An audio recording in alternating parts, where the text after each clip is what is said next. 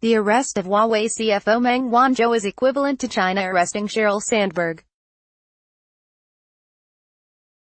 David Becker, Getty Images Last Saturday, President Donald Trump and Chinese President Xi Jinping gave the world temporary peace of mind as the two leaders signed a 90-day trade ceasefire at the G20 Summit after months of tariff battles.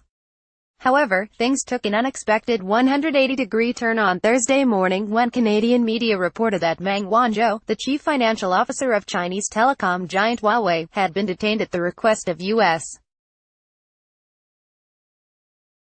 authorities over unspecific charges. Meng is the daughter of Huawei's founder Ren Zhengfei, who was a former military officer in China's National Army. Although Meng was an unfamiliar figure to most Americans, her arrest was basically equivalent to China arresting Sheryl Sandberg, according to the New York Times Beijing bureau chief Jane Perlez. Subscribe to Observer's business newsletter, and the impact was certainly felt in the financial market.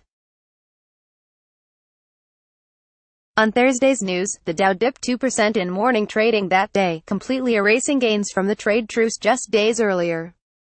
But an insider from the Trump administration reckons that Washington's action on Huawei was actually a predictable move given the White House's recent dealings with Chinese tech giants, particularly Chinese telecom giant ZTE, a primary Huawei rival that was almost killed by a series of U.S. export sanctions 6 months ago. In May, the Commerce Department ordered all U.S.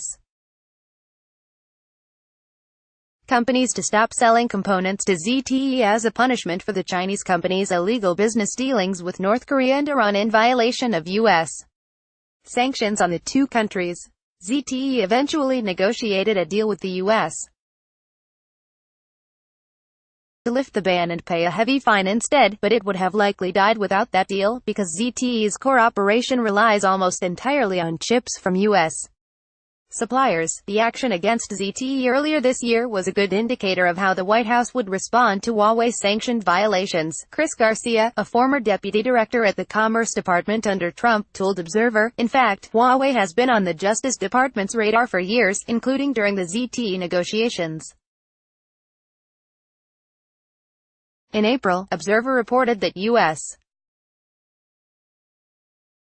law enforcement had been investigating Huawei since, at least, 2016, after a ZTE document submitted to the Commerce Department revealed that Huawei might have illegally shipped products to Iran under a code name. Then, the escalating trade tensions with China provided Trump an opportunity to treat Huawei as more than just a violator of Iran sanctions, but also as leverage in future trade negotiations. While the basis for this arrest is national security, a byproduct is that it could give the Trump administration an upper hand in future trade talks with China, Garcia said. If you look at the timeline of U.S.-China trade negotiations, what President Trump wants is not for China to make small concessions, he wants China to make big concessions, major, systematic changes to its trade practices and policies. Or else, he will walk away. The trade war is far from over, Garcia warned. As soon as the temporary truce ends in March next year, the two countries will inevitably reopen trade talks. And a lot is at stake depending on how China plays the game.